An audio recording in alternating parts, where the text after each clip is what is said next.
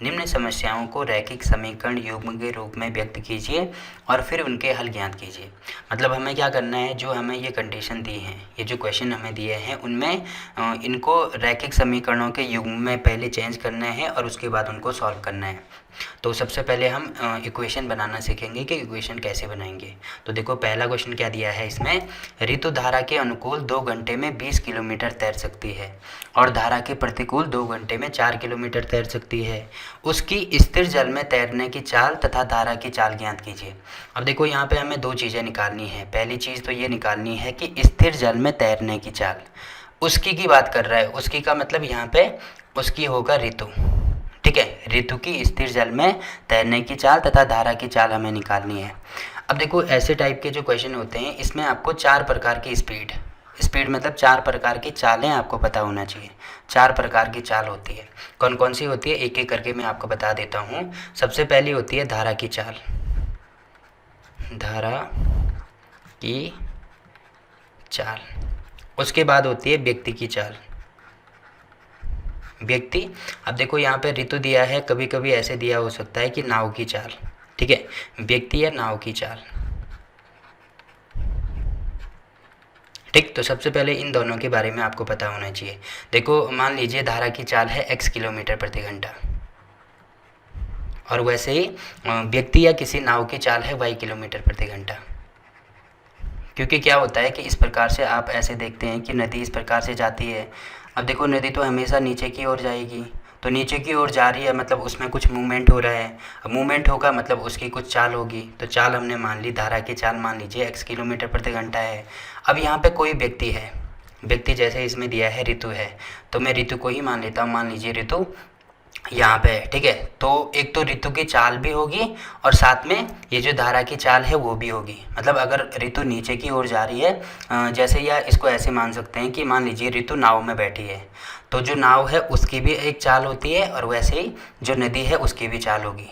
तो देखो अगर नीचे की ओर जा रहे हैं तो दोनों की चाल होगी। मतलब जो ऋतु की चाल है या मैं नाव मान लेता हूँ, तो नाव की चाल प्लस धारा की चाल, ठीक है। अगर नीचे की ओर जा रहे हैं तो एक तो नाव की चाल होगी और धारा की चाल होगी। इसको बोला जाता है अनुकूल।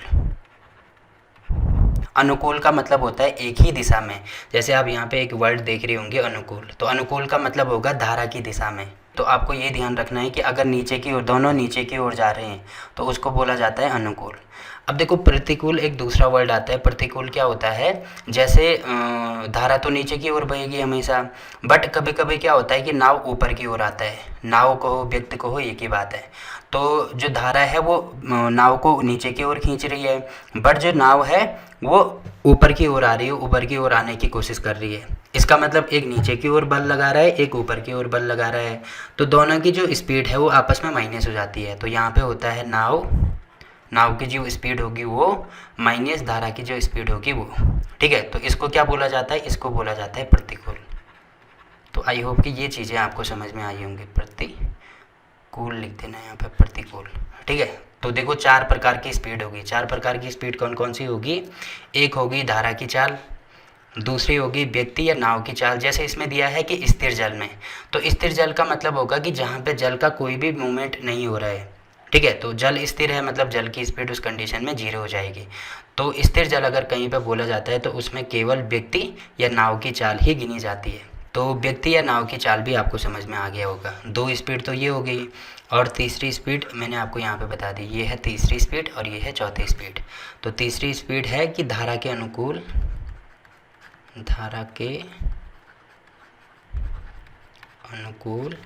चाल। तो अगर धारा के अनुकूल होगी तो अनुकूल का मतलब होगा एक ही दिशा में। तो एक ही दिशा में धारा की चाल भी होगी और व्यक्ति की चाल भी होगी। तो दोनों की चाल क्या हो जाएगी, ऐड हो जाएगी। तो जैसे यहाँ पे x है और यहाँ पे धारा की चाल यहाँ पे x है और व्यक्ति की चाल यहाँ पे y है। तो दोनों की ऐड होने का मतलब दोनों की जोड़ देंगे तो धारा के अनुकूल क्या हो जाएगी, x + y किलोमीटर प्रति घंटा, ठीक है। वैसे ही चौथी चाल क्या होगी, धारा के प्रतिकूल चाल। तो क्या होगी, जो व्यक्ति की चाल है, जैसे मैंने आपको यहाँ पे बोला प्रतिकूल के लिए नाव की चाल माइनस धारा की चाल। तो नाव की चाल यहाँ पे क्या है, नाव या व्यक्ति की चाल यहाँ पे y है और धारा की चाल क्या है, x है, तो यहाँ पे y माइनस एक्स हो जाएगा। अब देखो यहाँ पे आप x माइनस वाई नहीं कर सकते हैं। x माइनस वाई क्यों नहीं कर सकते, इसका रीज़न भी मैं आपको दे देता हूँ। जैसे मैं ये मानता हूँ कि मान लीजिए जो धारा की चाल है वो 10 किलोमीटर प्रति घंटा है, ठीक है, और जो व्यक्ति की चाल है वो 8 किलोमीटर प्रति घंटा है। तो देखो व्यक्ति ऊपर की ओर आने की कोशिश करेगा और जो नाव है इसको नीचे की ओर ले जाने की कोशिश करेगी। तो ज़्यादा चाल इसकी है, मतलब क्या होगा कि इसमें से ये मैं माइनस करूँगा। तो यहाँ पे देखो मैंने क्या लिखा है, पहले नाव की चाल आएगी फिर धारा की चाल आएगी। तो नाव की चाल तो यहाँ पे 8 है, ठीक है, और धारा की चाल यहाँ पे 10 है। तो 8 माइनस 10 करेंगे तो ये होगा -2 किलोमीटर प्रति घंटा। अब देखो यहाँ पे माइनस आ रहा है, माइनस आने का मतलब क्या है कि वो विपरीत दिशा में जाएगा। मतलब जो नाव है वो ऊपर की ओर अगर आने की कोशिश कर रहा है तो वो ऊपर नहीं जाएगा, बल्कि -2 का मतलब नीचे 2 किलोमीटर प्रति घंटे की स्पीड से वो नीचे की ओर जाएगा। ये चीज़ आपको ध्यान रखना है।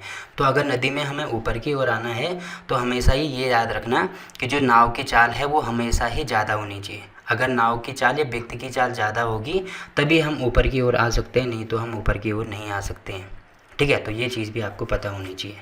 तो इतनी सारी चीज़ें होगी। देखो 4 प्रकार की चालें मैंने आपको बता दी।